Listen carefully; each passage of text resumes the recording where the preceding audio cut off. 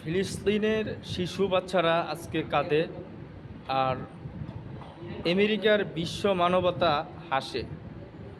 আজকে ইহুদি খ্রিস্টানদের কোনো শরণার্থীরা যখন কোনো দেশের যুদ্ধ লাগে আর তারা যখন অন্য জায়গাতে যায়, তখন তাদের শিশু বাচ্চা সহ সকলের পড়ালেখার ব্যবস্থা করা হয়।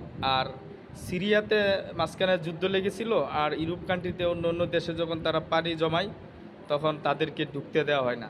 বর্ডারের মধ্যে কড়া নিরাপত্তা রাখে। শুধু যত দোষ শুধু মুসলিমদেরই। আজ পৃথিবীর রন্ধে রন্ধে অন্যায়, অবিচার, জুলুম চলতেছে, জোর যার মুলুক তার। তো লাস্ট জামানায় ইমাম মাহাদি আগমন খুব দ্রুতই আত্মপ্রকাশ করবে।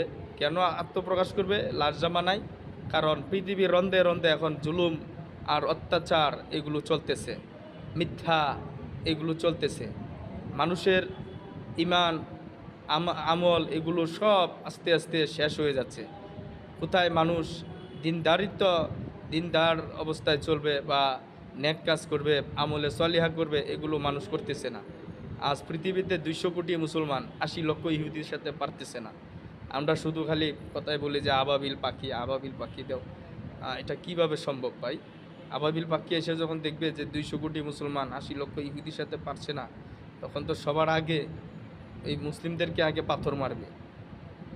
তো এই লাস্ট জামানায় মানুষের হাতে আগুন রাখা যতটা কঠিন, ইমান রাখা তার চেয়েও কঠিন, বুঝতেই পারছেন। তো এই জন্য আমাদের উচিত আমরা যে সারা বিশ্বে আজকে মুসলিমরা জায়গায় জায়গায় নির্যাতন, নিপীড়িত, জুলুম হচ্ছে, তাদের পক্ষে কথা বলা, তাদের পাশে দাঁড়ানো।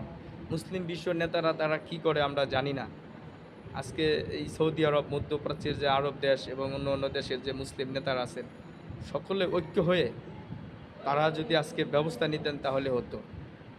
তো আল্লাহ তাআলা আমাদের এই কথার উপর আমল করার তৌফিক দান করুন এবং আমরা যেন সেই সাথে দিনদার, নেককার হয়ে, ইমানদার হয়ে যেন আমরা এই পৃথিবীতে মুসলমান হয়ে যেন আমরা মৃত্যুবরণ করতে পারি, সেই তৌফিক আল্লাহ আমাদেরকে দান করুন। আমিন। আসসালামু আলাইকুম ওয়া রাহমাতুল্লাহি ওয়া বারাকাতুহু।